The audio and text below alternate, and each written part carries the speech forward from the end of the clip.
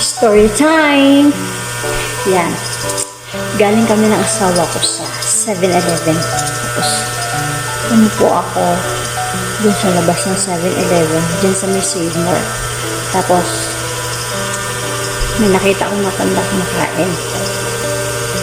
Tapos, sabi ko, dito po kayo kumakain, Lola. Sabi ko, saan po yung tubig nyo? Bakit? Bumili kayo ng pagkain nyo, bakit wala po kayong tubig? Walang mabilihan Bibili na lang kami kahit coke. Ay, dyan po may nagtitinda po dyan ng boko dyan, 10 piso lang. Tapos dumampot siya ng pera niya yung matanda. Gusto nyo bilan ko po kayo. Kinabilan ko po kayo kasi yung asawa ko nandun sa 7-Eleven. Habang nihintay ko siya, umupo muna ako. Tapos nagbigay ng 20 pesos yung matanda. Tapos bumili ako ng boko. Tapos sabi ko, pag dumating asawa ko, sabi niyo, bumili po ako ng boko. Sige, wait na. Tapos bumili na ako ng boko para may inumin sila. Dalawa kasi matanda yung dalawang senior. Doon sa may 7-Eleven, kumakain kasi sila. Tapos, ito na po yung buko nyo, sabi ko. Tapos dumating yung asawa ko. Ay, teka lang, wag ko muna.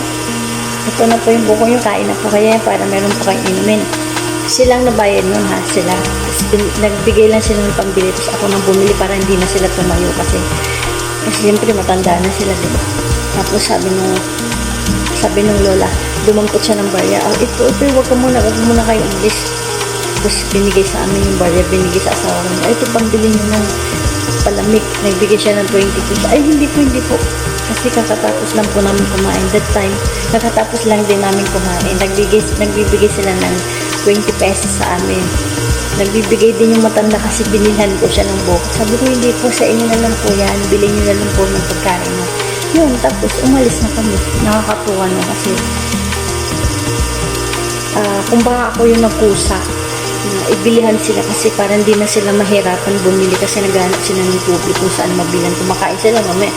Tapos wala silang tubig doon sa pagkainan nila. Kaya naisip ko na bumili na lang ng tubig. Tapos nagbigay sila ng pambili kasi wala akong dalang pera. Tapos binigyan ako. Tapos pagkabigay ko ng buko juice para mainumin sila, binibigyan din kami ng pera. Kala siguro namamalimos kami. Hindi po. Tapos so yun lang. Diba nakaka-proud? Nakaka-proud kasi tumutulong ka sa parang ang sarap sa pakiramdam na may pagkukusa ka na gumawa ng mabuti yun. Ganun din yun. Parang bukal sa loob mo yun. Tumulong ka kasi parang ayaw mo silang mapagod na bumili na lang sila ng water. Kung baka ikaw malay nagpusa para bumili ka, hindi na sila mapagod habang kumakain. May maiinom na sila. So yun lang, share ko lang. See ya. Bye.